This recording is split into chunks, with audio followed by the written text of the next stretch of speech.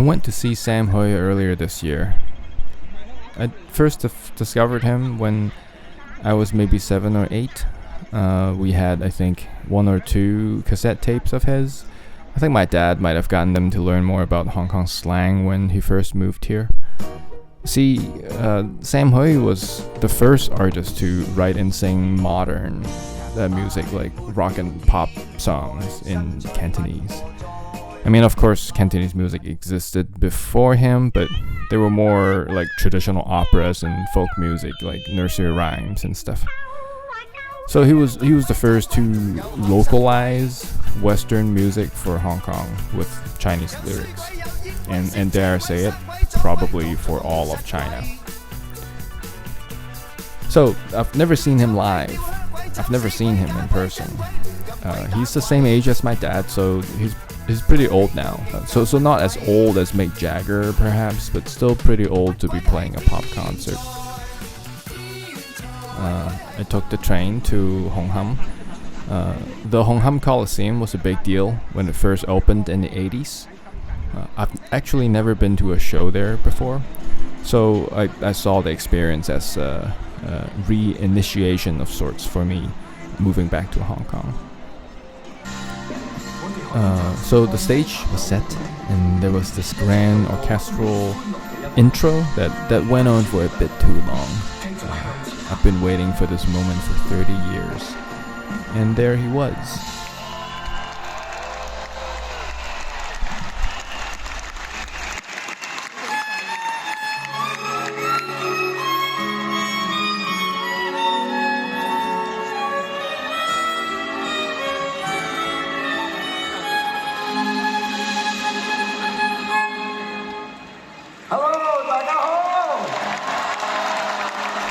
What the fuck, right? But you know what? Nobody cared. I was ready to feel bad for him, but I think everyone was just happy to see this goofy old man doing his thing. Sure, he was a bit delusional, but what rich old man isn't? That's the whole point. People went to Vegas to see Elvis, not to see the Elvis they knew. Okay, maybe some of them did. But, people mostly went to Vegas to see the Vegas Elvis. Not in an ironic or patronizing or like a mean kind of way. Or even in a kind of I want to support my hero kind of way. And definitely not in a I want to see a freak show kind of way. I don't know how to describe it. Maybe it's like a combination of all of those things.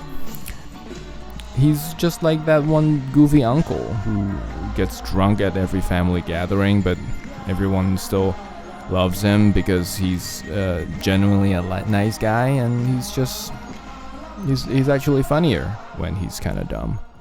By the way, speaking of Elvis, Sam Hui is obsessed with Elvis, apparently. So much so that there was this whole segment that he dedicated to Elvis. Of course, maybe it was just an excuse for him to sing one of his biggest hits, which was a cover of Elvis's "Don't Be Cruel." His version was about the famous Cantonese dish called Phật Thiêu Trăng, which in English means the Buddhist jumps over the wall, because the dish had meat in it, but supposedly it was so good that even Buddhist monks, who are vegetarians, would hop over the monastery wall to, have a taste. The dish, of course, is famously translated into Buddha uses VPN in English in countless Chinese restaurants. The choreography of the dancers was very entertaining as well. I especially love this move. I call it catch a whiff. Then there was the fan service sessions when he walked close to the barricades to shake hands with the fans. 50, 60-year-old grandmas were screaming to take a swipe at his biceps. It was wild. People were like crying, getting very emotional, sharing a microphone to sing some of the songs. I've seen something like this before. When like 40-year-old woman who was screaming for Nick Cave when I saw him in DC. Nick Cave, one of the ugliest musicians alive. So I guess it wasn't that crazy to see these grandmas crying at the sight of Sam Hui. And then they made him clumsily play a few more instruments. I mean, they made him. What I meant by that, it's most of these Hong Kong concerts are produced with an art director and costume supervisors and stuff like that. I don't know what I'm talking about.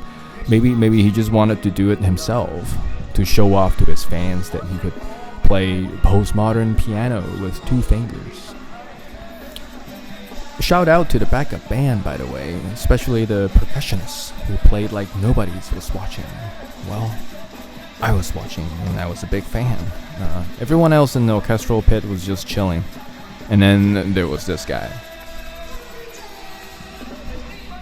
Then, of course, Sam Hui brought out his family. First his brother, who talked about their other brother who passed away a while back. Then he brought out his sons. And of course, the younger son is the one that's kind of like a clown, the funny, chubby one. And the older one, it's just like Junior, just like his dad. His grandkids were there too, in the orchestral pit, watching their grandpa the whole time, which I thought was kind of sweet, given that they probably don't have the full context for why all these 50, 60, 7-year-olds were so obsessed with him. By the way, so there's this line from one of his best-known songs that goes like, "Hong Kong is my home, my heart will never change, I will never want to move to another country just to be a second-class citizen." I've always thought that he was hypocritical for writing that song and then moving to Canada in the 90s. But guess what? He never did. What? I'm so confused. I actually Googled this, and others were equally confused and calling it the Sam Hui Mandela effect. Maybe it's because he was married to a Filipino American. Apparently, his wife's a Filipino American, and according to the story, his brother told at a concert, they got married against their parents' wishes in their early 20s. And have stayed together ever since. I've always thought, Sam Hui was a playboy type. I guess I was wrong about that too. But maybe this is why people thought he immigrated, because he married a foreigner. At the end of the concert, of course, there was encore, which went on for way too long for me. Overall, 7 out of 10.